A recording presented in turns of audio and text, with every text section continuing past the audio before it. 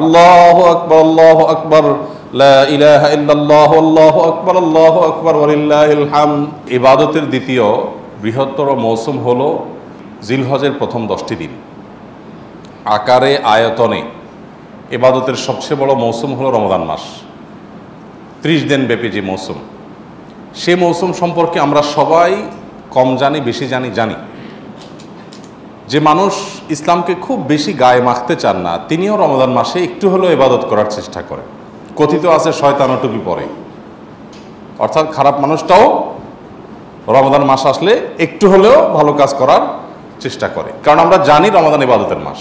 কিন্তু খুবই আফসোসের বিষয় হলো যে আমাদের এই দেশের মানুষ, বিশেষ করে সাবকন্টিনেন্টের মানুষ, আমরা জিলহজের প্রথম দশকের তাৎপর্য এবং গুরুত্ব সম্পর্কে জানি না বললেই চলে। এই কথাগুলো বারবার বলা দরকার। আমি আপনাদেরকে উদাত্ত আহ্বান জানাতে চাই, আপনারা এই কথাগুলোর ফেরিওয়ালা হয়ে যাবেন, এই কথাগুলো অন্যের কাছে পৌঁছে দিবেন। জিলহজের প্রথম দশক ইবাদতের যে অন্যতম বড় একটি মৌসুম এবং সুবর্ণ একটি সময়, মহামূল্যবান দামি একটা সময়, সেটা মানুষকে জানাতে হবে। এটার পর্যালোচনা, এটার চর্চা, এটার প্রচার, এটার প্রসার বাড়াতে হবে। আমরা অনেকেই জিলহজের প্রথম দশকের এই গুরুত্বপূর্ণ ইবাদতের সময়টাকে হেলায় নষ্ট করে ফেলি, হেলায় হারিয়ে ফেলি। আল্লাহ তাআলা আমাদের সবাইকে এই বছরের জিলহজের প্রথম দশককে সর্বোত্তম সুন্দর ব্যবহার করার তৌফিক দান করুন। মুহতারাম হাজরিন, কোরআনে আল্লাহ রাব্বুল আলামিন তার কিছু সৃষ্টির নামে শপথ করেছেন। আল্লাহ তাআলা কখনো চন্দ্রের শপথ, কখনো সূর্যের শপথ, কখনো সকালের শপথ, কখনো যুগের শপথ, বিভিন্ন সৃষ্টির শপথ আল্লাহ তাআলা কোরআনে করেছেন। আল্লাহ তাআলা তো শপথ করার দরকার নেই। শপথ মানুষ তখন করে যখন কোনো এমন কথা সে বলতে চায় যেই কথাটা অন্যদের কাছে অবিশ্বাস্য হতে পারে, তখন সেটার বিশ্বাসযোগ্যতা সৃষ্টি করবার জন্য মানুষকে কি করতে হয়? শপথ করতে হয়। তো আল্লাহ সুবহানাহু ওয়া তাআলার কোনো কথা, সেটার বিশ্বাসযোগ্যতা নিয়ে চুল পরিমাণ কোনো প্রশ্ন ওঠার সুযোগ আছে? তাহলে তিনি কেন শপথ করলেন? শপথ তো আমি আপনি করবো, যে আমার কথাটা আপনি বিশ্বাস করেন না করেন, এই জন্য আমি শপথ করে আপনাকে বিশ্বাস করাবো। আল্লাহর কথা তো বিশ্বাস করা না করার কোনো অপশন তার কথাতে তো নাই। তাহলে তিনি কেন শপথ করলেন? তিনি শপথ করেছেন যেই কথাটা তিনি বলতে চাচ্ছেন, এই কথাটা তিনি না বলে যদি আমরা বলতাম তাহলে শপথ করে বলা লাগতো। এরকম সিরিয়াস বিষয়, এরকম গুরুত্বপূর্ণ বিষয়, সেই কথাটা বোঝাবার জন্য আল্লাহ তাআলা শপথ করে। জাস্ট এই বার্তা দেওয়ার জন্য যে বান্দা, আমি যে শপথ করছি, শপথ করার পর যে কথাটা বলবো তোমাদের সবার পূর্ণ মনোযোগ দাও, দিয়ে তোমরা শোনার চেষ্টা করো যে আমি শপথ করে কি বলছি। আল্লাহ সুবহানাহু ওয়া তাআলা শপথ করেছেন কেন? এই কথা বোঝাবার জন্য যে বান্দা, আমি শপথ করে যেই কথাটা বলতে যাচ্ছি, এই কথাটা তোমরা কেউ বললে কিন্তু শপথ করে বলা লাগতো, এত বড় ব্যাপার। অতএব তোমরা বোঝার চেষ্টা করো যে শপথ করে বলা জিনিসটা আর সাধারণ বলা জিনিস একরকম না, এটার গুরুত্ব অনেক বেশি।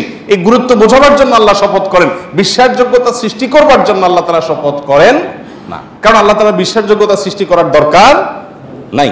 এখন আল্লাহ তাআলা যে সৃষ্টিগুলোর নামে শপথ করেন, সেটার বৈশিষ্ট্যটা কি, সেটার তাৎপর্যটা কি? সেটার তাৎপর্য হলো, আল্লাহ কোন সৃষ্টির নামে শপথ করা মানে হলো এই সৃষ্টিটা মহৎ, বিশাল, এটা অনেক বড়, এটা বোঝান আল্লাহ তাআলা। যেমন আল্লাহ রাব্বুল আলামিন ফজরের শপথ করেছেন, ওয়াল ফজর, এবং ফজরের শপথ, তার মানে অন্য নামাজের চাইতে এই নামাজের আলাদা তাৎপর্য আছে, এই জন্য আল্লাহ এটার নামে শপথ করেছেন।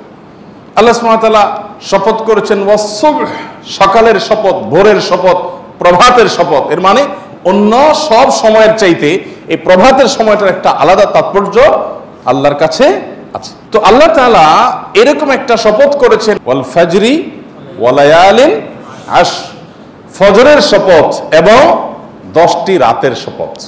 সূরা ফজর আয়াত নম্বর 2। এখানে আল্লাহ রাব্বুল আলামিন 10টি রাতের শপথ যে করেছেন, এটা কোন রাত? আমরা তো ফজিলতপূর্ণ রাত হিসাবে রমজানের শেষ দশকের রাতগুলোকে জানি, তাই না? ওইগুলো ছাড়াও আল্লাহ রাব্বুল আলামিন এই আয়াতে যে শপথ করেছেন, সেটা কিন্তু সেই দশক নয়। এই আয়াতের তাফসীর সম্পর্কে গোটা পৃথিবীতে আল্লাহর কালাম, আল্লাহর নবীর পরে সবচেয়ে বেশি বুঝছেন কে? আল্লাহ নবী সাল্লাল্লাহু আলাইহি সাল্লামের পরে কোরআনের ব্যাখ্যা সবচেয়ে ভালো বুঝতেন কে? আব্দুল্লাহ ইবনে আব্বাস রাদিয়াল্লাহু তাআলা আনহু। কেন ভালো বুঝতেন? কারণ নবী করিম সাল্লাল্লাহু আলাইহি সাল্লাম নিজে তার জন্য দোয়া করছেন, আল্লাহুম্মা আল্লিমহুল কিতাব আল্লিমহুত তাওয়িল, আল্লাহ এই ছেলেটাকে আপনি কোরআনের ব্যাখ্যার জ্ঞান দিয়ে দেন। আল্লাহ এমন দাওয়া দিয়েছেন যে ওনার ব্যাখ্যা ছাড়া কোরআন বোঝা এটা খুব টাফ। তো তিনি আব্দুল্লাহ ইবনে আব্বাস রাদিয়াল্লাহু তাআলা আনহু তাফসীর ইবনে কাসিরে আসছে, তিনি ওয়ালায়ালিন আশ এর ব্যাখ্যায় বলেছেন যে 10টি রাতের শপথ আল্লাহ এখানে করে বোঝাতে চেয়েছেন জিলহজের প্রথম 10টি রাতকে। সেটা শুরু হচ্ছে সামনের এই সোমবার কিংবা মঙ্গলবার থেকে। এই 10টি রাতের শপথ আল্লাহ রাব্বুল আলামিন করেছেন। তাহলে আমরা কি বার্তা পেলাম? যে এই 10টি রাতের তাৎপর্য আল্লাহর কাছে এত বেশি যে আল্লাহর হাজার হাজার লক্ষ লক্ষ সৃষ্টির মধ্যে এই 10টি রাতের নামে শপথ করার মানে হলো এটা অন্য যে কোনো সৃষ্টি বা যে কোনো সময়ের চাইতে অনেক বেশি গুরুত্বপূর্ণ। তাহলে একটা মর্যাদা আমরা বুঝতে পারলাম। আমরা কি সেই মর্যাদাটা দেই রমজানের এই জিলহজের প্রথম 10 দিনকে? জিলহজের প্রথম 10 দিন আসলে আমরা সাধারণত এটাকে 2টা কাজের সময় বা মৌসুম মনে করি। এক কোরবানি, আরেকটা হলো হজ। জিলহজ মাস এর চাঁদ দেখা গেছে, সাথে সাথে পত্রিকাগুলোর নিউজ হয় কি, গতকাল বাংলাদেশে আকাশে চাঁদ দেখা গেছে, জাতীয় চাঁদ দেখা কমিটির বৈঠকে এই ঘোষণা বা সিদ্ধান্ত গৃহীত হয়েছে, অতএব আগামী অমুক তারিখ পবিত্র ঈদুল আজহা, গোসল খাইতে পারবেন আপনারা অমুক তারিখে, সুসংবাদ গ্রহণ করেন। এ হলো নিউজের সামারি, তাই না? অথচ নিউজ হওয়া দরকার ছিল কি, জিলহজের চাঁদ দেখা গেছে গতকাল, এর মধ্য দিয়ে মুসলমানদের জন্য ইবাদতের একটা মৌসুম শুরু হলো। বহুবিধ আমল করে মুসলমানরা এই দশককে উদযাপন করেন, পালন করেন এবং এই দশককে অর্থবহ করে তোলার চেষ্টা করেন। এ হলো আমাদের সমাজের বাস্তবতা, উঠে আসবে, তাই না? এখন জিলহজের চাঁদ উঠলে আমাদের মাথায় আসে, আমাদের স্মৃতিতে আসে গরুর ছবি আর ছাগলের ছবি, ঠিক না? ঠিক বলেন।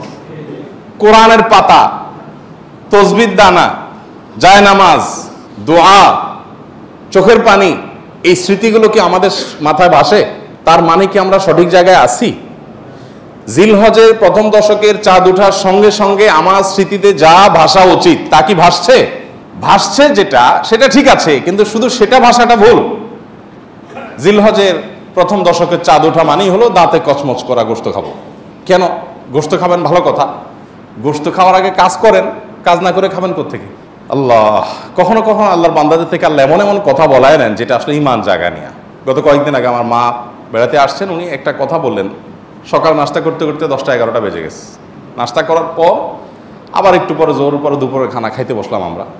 তো আম্মা হঠাৎ করে বললেন যে বাবা, নাস্তা খাওয়ার পর থেকে দুপুরে খাইতে বসলাম, একটু আগে নাস্তা খেলাম, এখন আবার ভাত খাইতে বসলাম, এর মধ্যে কি এমন কাজ করছি যে আমি আবার ভাত খাওয়ার উপযুক্ত হয়েছি? নাস্তা খাইছি কেন? শরীরে এনার্জি তৈরি করছি, এই জন্যই তো। এই এনার্জি দিয়ে আল্লাহর কি ইবাদত করছি যে আল্লাহর আরেকটা নামে তখন খাইতে বসছি? কোন মুখে?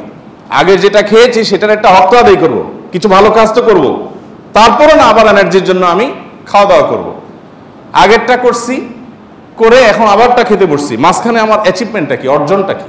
আমি চিন্তা করলাম যে কত বড় কথা, অথচ এটাই বাস্তবতা যে আমি কোরবানির গোশত খাবো, দাঁত কসমস করছি, ভালো কথা, তার জন্য আমি কি অ্যাচিভমেন্ট করেছি, আমার অর্জনটা কি? যে আমি আল্লাহর দেওয়া নেয়ামত, আল্লাহ তো কোরবানির গোশতটা আমাদেরকে খেতে দিয়েছেন, এটা হলো হাদিয়া, এটা হলো আল্লাহর তরফ থেকে আমাদের জন্য কি, কিভাবে হাদিয়া?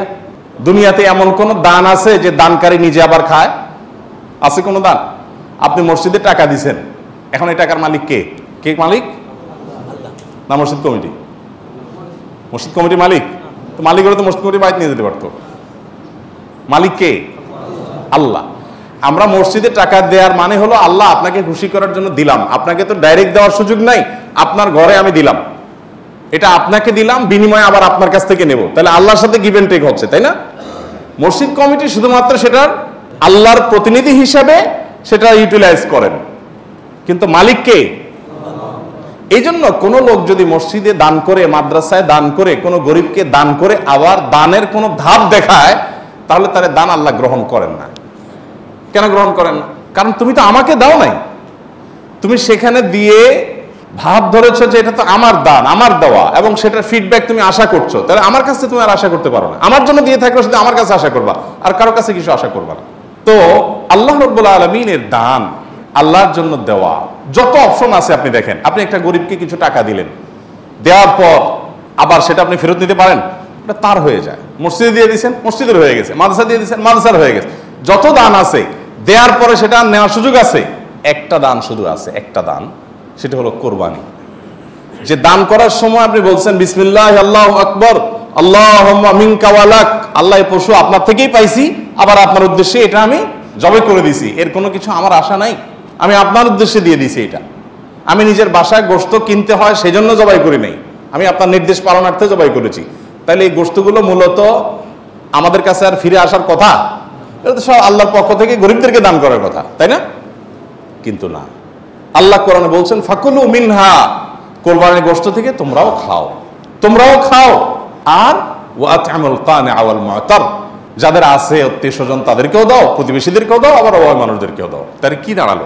কোরবানির যে গোশতটা আমি জবাই করার সাথে সাথে এটা আল্লাহর জন্য করে দিয়েছি, বাট আল্লাহ বলছে বান্দা ওকে আমি পাইছি, এখন তোমাকে আবার একটু খেতে দিলাম। তাহলে দানের জিনিসটা আবার আমি পাচ্ছি, এটা আল্লাহর দান না? তো আল্লাহর দানটা পাওয়ার জন্য কি উপযুক্ততা তৈরি করছেন আপনি? আমাদের এই প্রশ্ন বিবেকে জাগা উচিত যে আমি কি উপযুক্ত তৈরি করেছি। এই জিলহজের প্রথম 10টি দিন ইবাদত বন্দিগি করার মাধ্যমে আল্লাহর সেই উপঢৌকন পাওয়ার উপযুক্ততা আমার মধ্যে তৈরি হবে। আমি শুধুমাত্র পানি সেচার সময় নয়, মাছ ধরার সময় হাজির হয়ে গেলাম, 10 দিন ইবাদত বন্দিগির খবর নাই, ঈদের সময় দাঁত কসকস করে গোশত খাইতে বসে গেলাম, এটা তো হতে পারে না। দেখেন, ইসলামের সৌন্দর্যের একটা দিক হলো এটি যে আপনি রমাদান জুড়ে ইবাদত করবেন, সারা রমাদান জুড়ে পরিশ্রম করবেন, এরপর আল্লাহ তাআলা বলবেন বান্দা জান্নাতের আনন্দ তো পরে, নগদ তোমাকে একটা ঈদ দিলাম, আনন্দ করো। বলেন ঈদের আনন্দের যে নির্মলতা, ঈদের আনন্দের যে আপনার অনুভূতি, এই অনুভবটা অন্য কোনো আনন্দে পাওয়া যায়? পাওয়া যায় না। মানুষ ঈদের বিকল্প দাঁড় করানোর জন্য বহু চেষ্টা করে, অমুক দিবস তমুক দিবস, হান তান, কিন্তু কোনোটাতেই আসলে ঈদের জায়গাটা কখনো পূরণ করা যায় না, সম্ভব না। আল্লাহ তাআলা নিজে বান্দাকে অলৌকিক এক আনন্দ দেন, লৌকিক কোনো আনন্দ না। এখানে এই আনন্দটা ভেতর থেকে আসে, গরিব ধনী সবার মধ্যে আসে। তো এটা যে দিচ্ছেন আল্লাহ তাআলা, তার জন্য আগে একটা ইবাদতের মৌসুম রেখেছেন। রমাদানের 30 দিনের মৌসুম, আর এই ঈদুল আজহাতে 10 দিনের মৌসুম। এই পুরো সময় ইবাদত বন্দী করবেন, এরপর আপনি ঈদ উদযাপন করার জন্য নিজেকে উপযুক্ত হিসাবে আশা করতে পারেন। আল্লাহ আমাদেরকে তৌফিক দান করুন। নবী করিম সাল্লাল্লাহু আলাইহি সাল্লাম বলেছেন মা মিন আইয়ামিন আল আমালুস সালিহু ফীহিন্না আহাব্বু ইলাল্লাহ মিন হাযিহিল আইয়াম। জিলহজের এই 10টা দিনের ইবাদত করলে আল্লাহ তাআলার কাছে এটা যত প্রিয় হয়, অন্য কোন সময় ইবাদতে আল্লাহ তাআলার কাছে এত প্রিয় না। অনেক উলামা ইকরামের ব্যাখ্যা বলেছেন যে রমজানের শেষ দশক তো অনেক বেশি মর্যাদাবান, তো বলেছেন যে রমজানের শেষ দশকের রাতগুলো মর্যাদাবান, আর এই দশকের দিনগুলো বেশি মর্যাদাবান, আর অল ওভার রাত দিন দুইটারই মর্যাদা আছে এই মৌসুমের কারণে। আচ্ছা, এখন আল্লাহর কাছে এই দশকের ইবাদত অন্য দশকের বা অন্য যে কোনো সময়ের ইবাদতের চেয়ে বেশি গুরুত্বপূর্ণ। আল্লাহ বেশি খুশি হন এই সময় ইবাদত করলে বান্দা। সাহাবীরা জিজ্ঞাসা করলেন ওয়ালাল জিহাদু ফি সাবিলিল্লাহ, হে আল্লাহ রাসূল, অন্য সময় কেউ আল্লাহর রাহে জিহাদ করলো, জিহাদ করলো মানে জীবন দান করার জন্য প্রস্তুতি নিল, সে ওইটা আল্লাহকে সমর্পণ করে দিল গোটা জীবনটাই, তার মর্যাদাও কি এই সময় ইবাদতের চাইতে বেশি না? তখন নবী সাল্লাল্লাহু আলাইহি ওয়াসাল্লাম বললেন না, ওয়ালাল জিহাদু ফি সাবিলিল্লাহ, অন্য সময় জিহাদ করলে এই সময় ইবাদতের সমান হয় না। তবে যদি অন্য সময় কেউ জিহাদে যে তার জীবন তার সম্পদ যা নিয়ে গেছে সব বিলীন করে উৎসর্গ করে দেয় আল্লাহকে খুশি করার জন্য, তার মর্যাদা সবকিছুর ঊর্ধ্বে, সেই মুজাহিদের কথা ভিন্ন। বাকি সাধারণ জিহাদের চাইতেও এই দশকের ইবাদতের মর্যাদা আল্লাহর কাছে অনেক বেশি।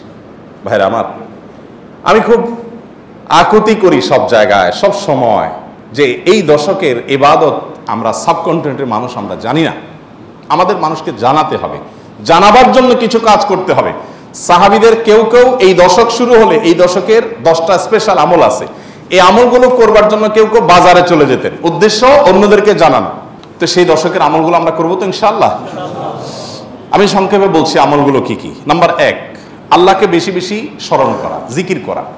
আল্লাহ সুবহানাহু ওয়া তাআলা কোরআনে কারীমে বলেছেন উযকুরুল্লাহ ফি আইয়ামিন মা'দুদাত, নির্দিষ্ট দিনগুলোতে তোমরা আল্লাহর জিকির করো, বেশি বেশি স্মরণ করো, আল্লাহর স্মরণটা বেশি বেশি হবে।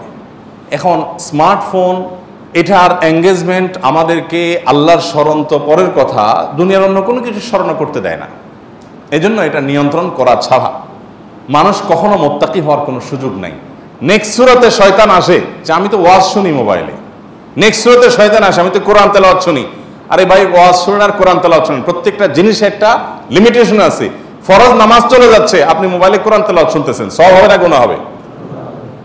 আপনি ওয়াজ শোনার নাম দিয়া আজে বাজে জিনিসও দেখছেন, চান্সে এসে যাচ্ছে চোখের সামনে, ক্লিক করে দেখে ফেলছেন, তাহলে আপনার জন্য এই মোবাইল টিপাই জায়েজ নাই, কারণ আপনি নিয়ন্ত্রণ করতে পারেন না। ভাইরা আমার, এই দশকে আল্লাহর স্মরণ যেন হয়, সেজন্য অন্য সময়ের মতো বিশেষভাবে স্মার্টফোনের নিয়ন্ত্রণ খুব বেশি জরুরি, খুব বেশি জরুরি। আল্লাহ আমাদেরকে তৌফিক দান করুন। আল্লাহর স্মরণ কিভাবে করবেন? যত প্রকার জিকির আছে সেগুলো করবেন, কোরআন তেলাওয়াত, সকাল সন্ধ্যার জিকির, উঠতে বসতে জিকির, দোয়া, সেগুলো পড়বেন বেশি বেশি। আর স্পেশালি বিশেষভাবে একাকী বসে চিন্তা করবেন, আল্লাহ তাআলা আমাকে সৃষ্টি করেছেন, কত মানুষ আছে যা আমার মতো নেয়ামত পান নাই। আল্লাহ তাআলা আমাদেরকে কত নেয়ামত দিয়ে রেখেছেন। সেদিন এক ভদ্রলোকের একটা প্রশিক্ষণে অংশগ্রহণ করেছে, উনি প্রশিক্ষণ দিতে গিয়ে একটা কথা বললেন যে ভাই, আমাদের সাথে শিম্পাঞ্জির মিল 99.9 কত পার্সেন্ট যেন উনি বললেন, অর্থাৎ 100-র কাছাকাছি, সামান্য একটু বেশ কম হওয়ার কারণে ও শিম্পাঞ্জি হয়েছে, আমি মানুষ হয়েছি। আল্লাহ তাআলা সৃষ্টি করছেন যে সবকিছুতে প্রায় কাছাকাছি, একটু পার্থক্য, এই জন্য আমি মানুষ হয়েছি, আর সো ওইটা হয়েছে। এই যে পার্থক্যটুকু, এই সামান্য পার্থক্যটুকু যদি একটু হেরফের হয়ে যায়, মানে 0.1% বা তারও অর্ধেকও যদি হেরফের হয়, তখন একটা মানুষ বিকলাঙ্গ হয়ে, প্রতিবন্ধী হয়ে জন্ম নেয়। সবই ঠিক আছে, শুধু ওইটুকু একটু বেশ কম। আল্লাহ তাআলা কত পারফেকশন এনেছেন আমার মধ্যে, কত পারফেক্ট আমাকে বানিয়েছেন। আল্লাহর নেয়ামত নিয়ে চিন্তা ভাবনা করে, এটা আল্লাহ স্মরণের অংশ। সেদিন এক ডক্টরের কাছে গেলাম, প্রফেসর, সিনিয়র মানুষ, তিনি দীর্ঘ সময় আমাকে বোঝাতে লাগলেন বিভিন্ন বিষয়, আল্লাহ কিভাবে আমাদেরকে সৃষ্টি করেছেন। আমি তো সায়েন্সের ছাত্র না, মুগ্ধ হয়ে গেলাম শুনে, সুবহানাল্লাহ, কিভাবে সম্ভব? আমরা যে খাবার গ্রহণ করি সেগুলো কতগুলো ধাপে মল হয়ে, মূত্র হয়ে আমাদের শরীর থেকে বের হয়, তার আগের ধাপগুলো কি, কিভাবে এগুলো আল্লাহ রাব্বুল আলামিন এইভাবে সেট করলেন। এটা এইভাবে কাকতালীয়ভাবে হতে পারে না কোনো পরিকল্পনা ছাড়া। মলদার সম্পর্কে বললেন যে মলদার নিচে, এখানে আল্লাহ পিঠে দিয়ে দিতেন, বুকে দিয়ে দিতেন, তাহলে আপনি কিভাবে আপনার শরীরের আবর্জনাগুলো বের করতেন? কত কঠিন হতো। পারফেক্ট জায়গা আল্লাহ সেট করেছেন। আবার সেটাকে এমনভাবে আল্লাহ তাআলা তৈরি করেছেন যে মলমূত্র এমনিতে বের হয়ে যায় না, ওটা বন্ধ থাকে। আবার যাতে বের হওয়া সহজ হয়, তার জন্য পানি যতটুকু প্রয়োজন মলের সাথে ততটুকু দেওয়া হয়, আঠালো পদার্থ তৈরি হওয়ার ব্যবস্থা করা হয়, না হলে এটা ছিঁড়ে যাবে, ফেটে যাবে। মানে কত কিছু যে আছে। প্রায় 2.5 ঘন্টা, আমি একটা রোগী, আমাকে উনি 2.5 ঘন্টা সময় দিলেন। অবশ্য রাতে অন্য রোগী ছিল না, কেউ, সব শেষ রোগী ছিলাম আমি। 2.5 ঘন্টা উনি আমাকে বোঝালেন এবং আমি মুগ্ধ হয়ে গেলাম, সব ভুলে গেছি আমি কাজ কাম বাদ দিয়ে। সুবহানাল্লাহ। বললেন যে ভাই, আল্লাহ তাআলা কি নিয়ামত আপনার ভিতর দিয়ে রাখছে, আপনি এটা বুঝেন তো আপনার কপাল সিজদায় অবনত এমনিতে হয়ে যাবে। তো আল্লাহর স্মরণের অংশ হিসাবে এগুলো, যে আল্লাহর কুদরত নিয়ে চিন্তা করা। আর সব বাদ দেন, আল্লাহ আমাকে হাত পা সুস্থ রেখেছেন, কত মানুষ অসুস্থ, কত মানুষ বিভিন্নভাবে আক্রান্ত। গত শুক্রবার, আগের শুক্রবার এই মসজিদে আশেপাশের বোধহয় হাউজিংয়ে থাকেন কোন এক ভাই এসে আমাকে চোখের পানি মুছতে মুছতে বললেন, ভাই 6,000 টাকা আছে আপনার মসজিদ কমপ্লেক্সের জন্য, সরি 8,000 টাকা আছে, এটা টাকাগুলো নেন। তো আমি নিয়ে আমাদের সহকারীকে দিলাম। বদলোক বললেন যে আমার একটা ছেলে ছিল, সে ব্যাংকে বোধহয় টাকা জমাইছে বা কেউ দিছে, সেখান থেকে সে বলছে এটা আমি মসজিদ কমপ্লেক্সে দেবো ওনাদের। তো ও 7,000 টাকার সাথে আমি 1,000 যোগ করলাম, এটা আপনি নেন। তো ছেলের কি হয়েছে? ও বলে যে ছেলে আপনার হাতে দিতে চাইছে, কিন্তু সে হাসপাতালে বেডে শুয়ে আছে। হাসপাতালে বেডে শুয়ে আছে ছেলেটা। কি হয়েছে তার? বলে যে ক্যান্সার আক্রান্ত। ক্যান্সার আক্রান্ত, 6 বছরের বাচ্চা, এবং সে লাস্ট স্টেজে আছে, শুধু মৃত্যুর জন্য অপেক্ষা করছি আমরা। তো আমার খুব খারাপ লাগলো, বললাম যে ছেলেকে দেখতে যাবো আমি। পরের দিন গেলাম হাসপাতাল, আলমানার হাসপাতালে গেলাম। হাসপাতালে যাওয়ার পর যে দৃশ্য দেখলাম আমি, ছেলেটা মারা গেছে কয়েকদিন আগে। এই এলাকার মহল্লার মানুষ উনি এখানকার। তো সেই দৃশ্য দেখে আমার সাথে আরও একজন গেছেন, যারা গেছেন কেউ নিজেকে ঠিক রাখতে পারেন নাই। প্রত্যেকটা মানুষ কাঁদছিলেন, এত কষ্ট হচ্ছে বাচ্চাটার, মানে দেখার মতো কোনো দৃশ্য না। 6 বছরের একটা বাচ্চা, কত বড় পরীক্ষা মা বাবার জন্য। আল্লাহ তাআলা আপনার বাচ্চাকে খুশি রাখছেন, ভালো রাখছেন। আপনি জুমা পড়ে গিয়ে বাচ্চার কপালে চুমু খাবেন, তাকে কোলে নিবেন, তাকে পাশে বসিয়ে আপনি খাবার খাবেন, খাবার তুলে দিবেন, বিকেল হয়তো ঘুরতে যাবেন, হয়তো তার পরীক্ষা আছে, কালকে পড়ালেখা আছে, তাকে পরামর্শ দিবেন। আল্লাহ আপনাকে কত সুন্দর একটা সাস্টেইন, কত সুন্দর একটা আপনার কি বলে এটাকে, ভারসাম্যপূর্ণ স্বাভাবিক একটা অবস্থা দিয়েছেন। এইরকম নেয়ামত যদি আপনি খোঁজেন, তো একটা ডায়েরি নিয়ে বসলে ডায়েরির পাতা শেষ হয়ে যাবে, কিন্তু আল্লাহর নিয়ামত লিখে শেষ করতে পারবেন না। একজন তার স্কিনে সামান্য একটি সমস্যা হয়েছে, জটিল কিছু নাই, স্কিনে মাত্র, বডির উপরে এইটুকুর জন্য তার জীবন দুর্বিষহ হয়ে যাচ্ছে। হাসপাতালে যায় দেখেন কি নির্মম দৃশ্য, কি মর্মান্তিক দৃশ্য, তিনি কাতরাচ্ছেন হয়তোবা। আরেকজনের হয়তো সামান্য একটা নখ উফড়ে গেছে, তার ব্যথা কাতরাচ্ছেন। আল্লাহ আপনার নখগুলো ভালো রেখেছেন। আল্লাহ তাআলা এমনি এমনি কোরআনে বলেন নাই গোটা পৃথিবীর সমস্ত পানিকে যদি কালি বানাও আর সকল গাছকে যদি কলম বানাও এবং লিখতে থাকো আমার নেয়ামত, তোমার গাছ একসময় শেষ হয়ে যাবে, তোমার নদী নালা সমুদ্রের পানি শুকিয়ে শেষ হয়ে যাবে, এরপরে যদি আবার তোমাকে দেওয়া হয় এগুলো ডাবল, সেগুলোও শেষ হয়ে যাবে, কিন্তু আমার নেয়ামত লিখে শেষ করতে পারবে না। কেন একজন মানুষ বিপদে আলহামদুলিল্লাহ বলবে? কেন? কি যুক্তি আমাকে বলেন। একজন মানুষ আছে না, নানান কষ্টে মানুষ থাকে না, নানান মুসিবতে থাকে না, আমাদের কাছে আসে মানুষের সময়, ভাই এই বিপদ সে বিপদ। তো আমরা বলি ভাই ধৈর্য ধারণ করেন, বিপদেও আলহামদুলিল্লাহ বলতে শিখেন। কেন বিপদে আলহামদুলিল্লাহ বলবে বলেন? বেচারা রোড অ্যাক্সিডেন্টে তার পাওটা ভেঙে গুঁড়া গুঁড়া হয়ে গেছে, যাচ্ছিল জরুরি কাজে, চাকরিটা ছুটে গেছে এই অ্যাক্সিডেন্টের কারণে, আরো বহু ক্ষতি হয়েছে। আপনি অবস্থায় যে বলতেছেন ভাই সকল অবস্থায় আল্লাহ শুকর আদায় করতে হয়, আপনি আলহামদুলিল্লাহ বলেন, কি যুক্তি আছে বলেন তো? বেটা মরতেছে, আপনি বলেন আলহামদুলিল্লাহ বলেন। বলেন এই আলহামদুলিল্লাহ বলাটা যৌক্তিক না অযৌক্তিক? কেমনে যৌক্তিক? এটা মরতেছে, আপনি বলেন আলহামদুলিল্লাহ বলেন। আলহামদুলিল্লাহ তো খুশি চুনে না বলবে, হ্যাঁ, এর থেকে খারাপ হতে পারতো। This is the point. আপনার বাসার চুরি হলো, চোরে যা ছিল ফোন টোন যেগুলো যেগুলো নেওয়ার মতো স্বর্ণ গয়না সব নিয়ে চলে গেছে, ঈদের মধ্যে বাড়িতে গেছেন সব নিয়ে চলে গেছে। আপনি যখন দেখলেন সব চোর নিয়ে গেছে, আপনি বললেন আলহামদুলিল্লাহ। এখন বাহ্যিক ভাবে মনে হচ্ছে যে পাগল নাকি রে, সব চোর নিয়ে গেছে, সে বলে আল্লাহ শুকর। খুশি হয়েছেন আপনি? এই আল্লাহ শুকরের যৌক্তিকতাটা কোথায় বলেন তো? যৌক্তিকতা হলো চোরে অনেক কিছু নিয়ে গেছে, ঠিক আছে, ফ্যানটা খুলতে পারেনি আলহামদুলিল্লাহ। যদি ছেঁচড়া চোর হইতো যে বাড়িতে গেছে, গ্রামের বাড়িতে সারা রাত ধরে ফ্যান খুললি বা সমস্যা কি, তো ভাঙারি হিসাবে তত টাকা পাবো। আমার খাটগুলো আছে, হাড়ি বাতিলগুলো অন্তত রেখে গেছে, অনেক কিছু রেখে গেছে। অনেক চুরিতে এরকম হয় যে উপরে ছাদ আর নিচে ফ্লোর ছাড়া সব রেখে চলে যায়, এরকমও তো হইতে পারতো। আর চুরি না হয়ে যেখানে অগ্নিকাণ্ড হইতো আর আগুনে সব ছাই হয়ে যেত, ভূমিকম্পে সব মাটির নিচে ধসে যেত, তাহলে কি হতে পারতো? তো তার চাইতে তো আমি ভালো আছি আলহামদুলিল্লাহ। এই জন্য ইমানদার কখনো দুঃখে থাকতে পারে না। ইমানদার যদি ইমানদার হয়, দুঃখ তাকে স্পর্শ করতে পারে, কারণ সকল দুঃখেই তার কি আছে? সান্ত্বনা। আর বেঈমানের কি? আল্লাহর প্রতি অবিশ্বাসী কোনো সান্ত্বনা আছে? সে কি বলবে? ও স্যাড শিট, গালিগালাজ করে অস্থির হয়ে ভাঙচুর করে, বেচারা কোনো সান্ত্বনা আছে কপাল পড়া? আল্লাহ এই জন্য কোরআনে বলেছেন যালিকা বিআন্নাল্লাহা মাওলাল্লাযীনা আমানু, এটাই কারণ যে ইমানদারদের এক অভিভাবক আছেন মহান আল্লাহ, তার সব রাস্তা বন্ধ হয়ে গেছে, সে জানে আসল রাস্তা এখনো ওপেন আছে, তাকে কেউ হারাতে পারে না। শেষ মুহূর্ত পর্যন্ত সে আল্লাহর কাছে সাহায্য চায়।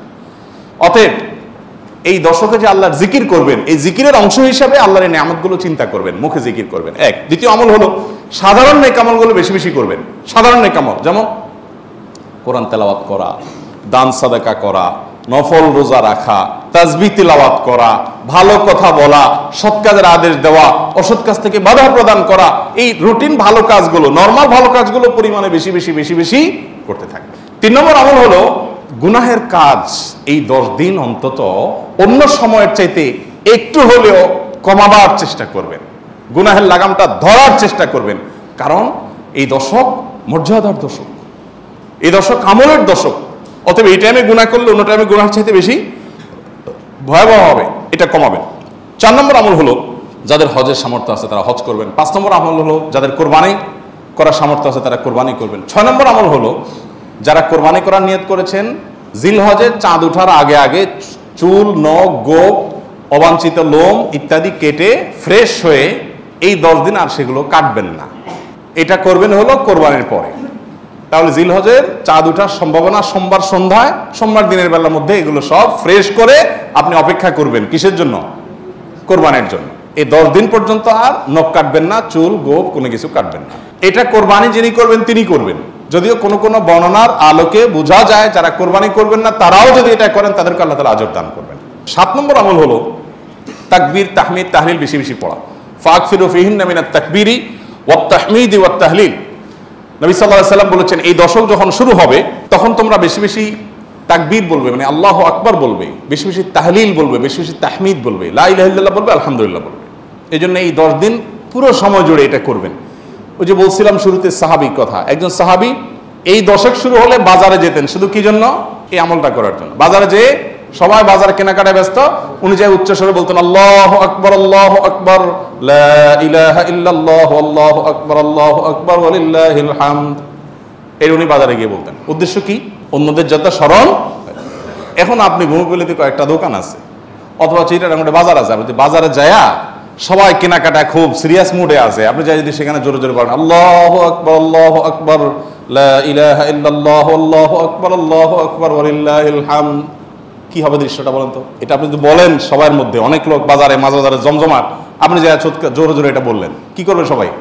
সবাই তাকায় বলবে ব্যাপার কি, সমস্যা আছে নি, কোনো অসুস্থতা আছে কিনা বেচারা, এটা না বলবে। ওই যে সবাই যে অসুস্থ, সবার যে ইমানের রোগ, তাকওয়ার রোগ, এই জন্য সুস্থ মানুষকে কি মনে হয়?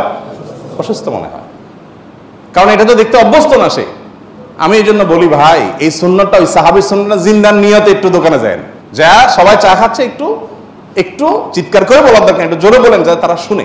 যদি দেখেন যে তারা অন্যভাবে তাকাচ্ছে, বুঝতেছে না, পিঠে হাত দিয়ে সুন্দর করে একটা মুচকি হাসি দিয়ে বলেন ভাই এই দর্শকে বেশি বেশি তাকবীর পড়তে হয়, তো এই জন্য আমি একটু জোরে বললাম যাতে আপনার স্মরণ হয়। দেখবেন সেখান থেকে অনেকের বিবেক খুলে গেছে, উনি পড়বে ইনশাআল্লাহ। চেষ্টা করা যাবে তো ইনশাআল্লাহ। তাহলে তাকবীর তাহমিদ তাহজ্জুদ জোরে পড়বেন। আমি প্রতি বছর আপনাদেরকে এই কথা শুনাই, এবছরও বলি। সেটা হলো মিডল ইস্টের বিভিন্ন দেশে দেখা যায়, বিশেষ করে সৌদি আরবে, সামাজিক সৌন্দর্য। বিভিন্ন গলিতে যখন ঢুকবেন জিলহজের এই 10 দিন, আপনি দেখবেন তাদের গেটের ওখানে ছোট্ট একটা ওই যে ব্লুটুথ ডিভাইস লাগানো আছে, এখানে সারাক্ষণ তাকবীর সুমধুর কণ্ঠে চলছে, আল্লাহু আকবার, আল্লাহু আকবার, লা ইলাহা ইল্লাল্লাহ, আল্লাহু আকবার, আল্লাহু আকবার, লিল্লাহিল হামদ। অথবা অন্য তাকবীর চলছে, আল্লাহু আকবার কাবীরা ওয়ালহামদুলিল্লাহি কাসীরা ওয়া সুবহানাল্লাহি ওয়া বিহামদিহি বুকরাতাও ওয়া আসীলা। সব জায়গায়, দোকানে যাবেন, মার্কেটে যাবেন, এখন আস্তে আস্তে সৌদি আরব থেকে এগুলো হারিয়ে যাচ্ছে, দুঃখজনক, কিন্তু ছিল এগুলো। এবং এখনো অনেক জায়গায় আছে যে দোকানদার ওই মৃদু কণ্ঠে এটা চালায় রাখছেন। আর আমাদের ঈদুল আজহা আসছে, এখন জাগানাকা গানের চোটে আপনি হাঁটতে পারবেন না কোথাও। গরুর বাজার, ছাগলের হাট, গান চলে। এখানে আমি যখন ভূমিপল্লী ছিলাম, এইখানে যে বাজার হয়, আমি যাই থামাইছি 2 দিন, যাই সেখানে কমিটির লোকদেরকে ধরলাম, ভাই ঈদুল আজহা একটা ধর্মীয় দিবস, কাজটা ধর্মীয়, আর সেখানে আপনি জাগানাকা গান লাগায়া গরু বেচতেছেন, ছাগল বেচতেছেন। আল্লাহ তো বিবেক দিছে অন্তত, এখানে অন্য কিছু লাগান, এটা কিরে ভাই? আর আপনার গানের অত্যাচারে আশপাশে মানুষ ঘুমাতে পারে না, থাকতে পারে না, এ কি মানুষ? এ কোনো মনুষ্যত্ব তো থাকার কথা না। 2 বার আমি গেছি শরীরে, এবং যা তাদেরকে অনুরোধ করে হাতে পায়ে ধরে বুঝায় থামাইছি। সারা বাংলাদেশে এই চিত্র, আপনি কয় জায়গায় যাবেন যে জাকানাকা গান চলছে, চলার কথা তাকবীর তাহমিদ তাহলিল। তো আমরা চেষ্টা করবো তো ইনশাআল্লাহ তাকবীর তাহমিদ তাহলিল করার, বাচ্চাদেরকে শিখিয়ে দিব। আর আরাফাতের দিন সকাল থেকে, জিলহজের 9 তারিখ ফজর থেকে নিয়ে 13 তারিখ আসর পর্যন্ত প্রত্যেক নামাজের পরে একবার করে তাকবীর তাশরিকটা বিশেষভাবে করতে হবে, নারী পুরুষ সবাই। আর 9 নম্বর আমল হলো আরাফাত দিন রোজা রাখবেন। আরাফাত দিন রোজা রাখলে কি লাভ হবে? 1 বছর আগে আর 1 বছর পরের অগ্রিম, পরের বছর যদি বাঁচেন সেটারও ছোটখাটো গুনাহগুলো আল্লাহ তাআলা মাফ করে দিবেন। আর 10 নম্বর আমল হলো ঈদুল আজহার সকল সুন্নাতগুলো আদায় করবেন। চেষ্টা করবো তো আমরা ইনশাআল্লাহ। আল্লাহ আমাদের